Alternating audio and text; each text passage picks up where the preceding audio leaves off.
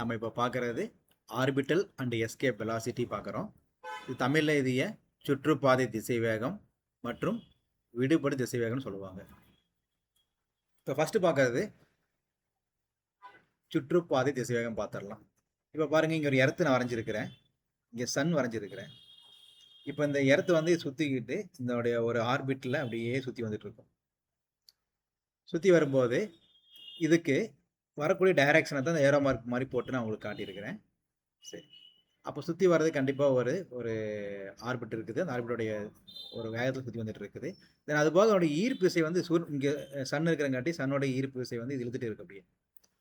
ஆனால் இது இழுக்கிறங்காட்டி இது உள்ளே வர மாதிரி இருக்கும். அதனால தான் இந்த மாதிரி ரெட் கலரில் ஏரோ மார்க் போட்டிருக்கிறேன். இது பேர் வந்து சென்ட்ரிபிடல் ஃபோர்ஸ் சொல்லுவாங்க, மைய நோக்கு விசை. அப்போது இதுக்கு ஒரு கிராவிடேஷனுங்கிற ஈர்ப்பு விசையும் இருக்குது, மைய நோக்கு விசை ரெண்டுமே இருக்குது. ரெண்டு ஈக்குவலாக இருக்கும் போது சுற்றிட்டே இருக்க முடியும், இல்லைன்னா போய் உள்ள வந்துடுது போய் சீக்கிரமாக. ஸோ அதனால தான் நான் இங்கே gravitational force is equal to centripetal ஃபோர்ஸ்னு போட்டிருக்கிறேன். பாருங்க, இந்த டெஃபினிஷன் கேட்டாங்கன்னா, பூமி வந்து சூரியனை ஒரு நிலையான நீள்வட்ட பாதையில் சுழல. பூமி வந்து இந்த சூரியனை ஒரு நிலையான நீள்வட்ட பாதையில் சுழல தேவையான ஒரு குறைந்தபட்ச வேகம், மினிமம் ஸ்பீடு. இந்த ஸ்பீடு கொஞ்சம் கம்மியாச்சுன்னா ஆட்டோமேட்டிக் உள்ள விழுந்துடுது போய். அந்த குறைந்தபட்ச வேகத்தை தான் நம்ம ஆர்பிட்டல் வெலாசிட்டின்னு சொல்லுவோம்.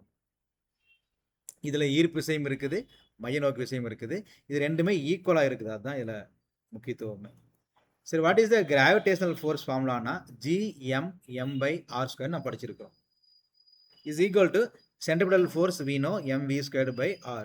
ஸோ ஆர் கேன்சல் ஆயிடுச்சு, எம் கேன்சல் ஆயிடுச்சு. இப்போ Gm/r ஈக்குவல் டு v² கிடைச்சிருச்சு. இப்போ இதில் பாருங்க,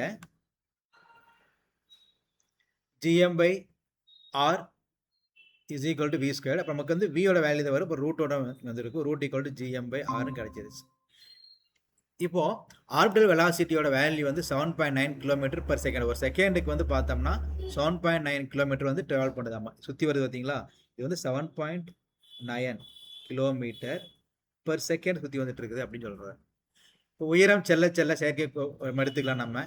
அதுவும் வந்து வட்டப்பாதை சுற்றிட்டே தான் இருக்குது நமக்கு நம்மளை வந்து. இப்போ வந்து இங்கே வந்து பார்த்தீங்கன்னா ஒரு வட்டப்பாதையில் ஒரு செயற்கைக்கோள் சுற்றிட்டே இருக்குன்னு வச்சுக்கலாம், கன்சிடர் பண்ணிக்கலாம்.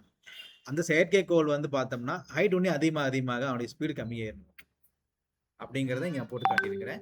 இப்போ மேற்பரப்பு எடுத்துக்கலாம். அந்த சேட்டலைட் வந்து பார்த்தோம்னா இங்கே நிற்க வச்சிருக்கிறேன் நான், இப்போ லான்ச் பண்ணலான்னு இருக்கிறேன் நான்.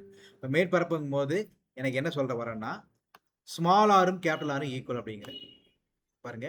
மேற்பரப்பில் வந்து பார்த்தீங்கன்னா எனக்கு என்ன ஆச்சாமா, இந்த small R is equal to capital R. பாருங்க, ஆர் கேபிட்டலான ரேடியஸ், ஸ்மால் ஆர்னு தூரம் எடுத்து கன்சிடர் பண்ணிக்கலாம். ரெண்டு ஈக்குவலாக இருக்குது.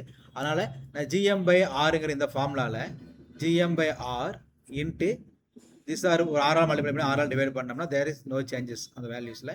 அப்போ Gm/ எனக்கு r², Gm/r² மாறிடுச்சு. இந்த ஆர் இங்கேயே போட்டிருக்கிறேன். Gm/r² நம்ம ஏற்கனவே படிச்சுக்கிற கிராவிட்டி வேல்யூ. ஸோ அதனால் இதையே G/r இங்கே போட்டுக்கலாம். இப்போ வியோட வேல்யூ G/r. அப்போ இதையே பேஸ் பண்ணி ஒரு நியூமரிக்ஸ் கேட்பாங்க, சரிங்களா. இப்போ எனக்கு வந்து பார்த்தோம்னா இந்த வேல்யூ, அதாவது ஆர்பிட்டல் வெலாசிட்டியோட வேல்யூ எனக்கு வேணும்னு சொல்லிட்டு ரேடியஸ் வந்து பார்த்தோம்னா, இல்லைனா டிஸ்டன்ஸ் வந்து பார்த்தீங்கன்னா ஒரு 3ன்னு கொடுத்துட்டாங்கன்னா இது 9.8 10 வச்சு 3 போட்டு 30 போட்டு ரூட் எடுத்து போடுற மாதிரி இருக்கும் நீங்கள். ஸோ அந்த சம்ஸ் வந்து கண்டிப்பாக ட்ரெயின் பண்ணுங்கள். சம்ஸ் இஸ் இம்பார்ட்டன்ட் இது, ஓகேங்களா. சரி, நெக்ஸ்ட் பார்க்க போகிற என்னன்னு பார்த்தோம்னா, இதுலேயே எஸ்கேப் வெலாசிட்டி பற்றி பார்க்கலாம். What is escape velocity? அதாவது ஒரு டயராம் போட்டிருக்கேன் பாருங்கள். இது வந்து எர்த்து. இந்த எர்த்தை வந்து பார்த்தீங்கன்னா அப்படியே கிராவிட்டி வேல்யூ 9.8 உள்ள எடுத்துகிட்டு இருக்குது.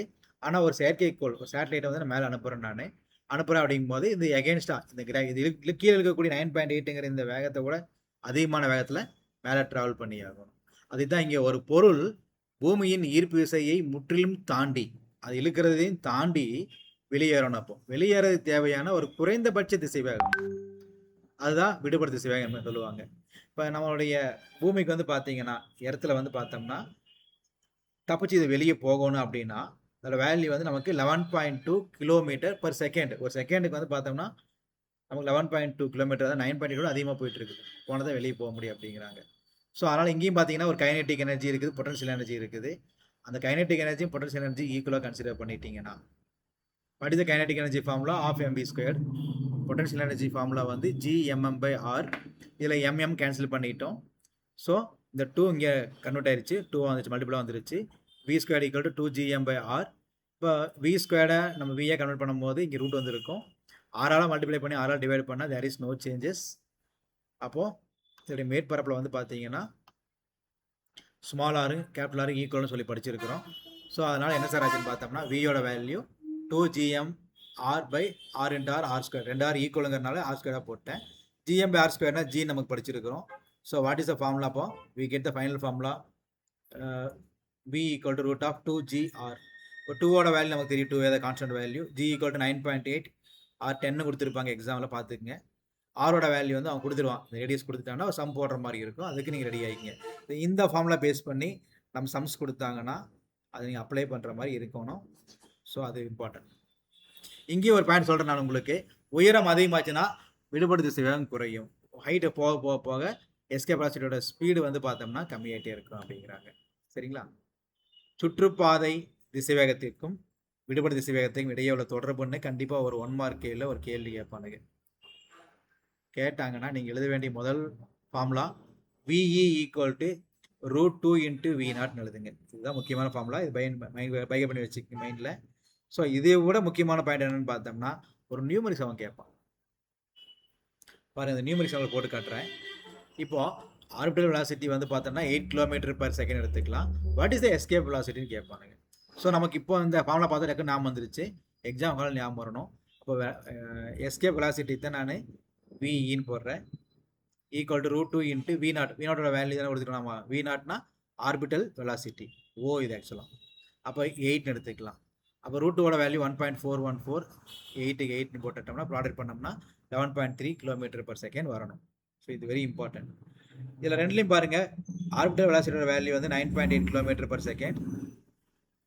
எஸ்கேப் வெலாசிட்டி தட் மீன் இது வந்து விஎஸ்ன்னு எடுத்தாலும் சரி, விஇன்னு எடுத்துக்கங்க. இல்லைன்னா சரிங்களா, எடுத்துட்டிங்கன்னா அந்த வேல்யூ வந்து பார்த்தோம்னா 11.2 km/s. இது ரெண்டில் வந்து இந்த வேல்யூ பெரிய வேல்யூங்கனால இப்போ கிரேட்டர் தேன் போட்டிருக்கேன். ஸோ இந்த மாதிரி ஒரு ஃபார்முலா வந்துச்சுங்கனால பயந்துக்காதீங்க, அந்த வேல்யூ தான் அவங்க கொடுத்துருப்பாங்க. சரிங்களா? ஓகே, இது புரிஞ்சிருக்குன்னு நினைக்கிறேன். தேங்க்யூ.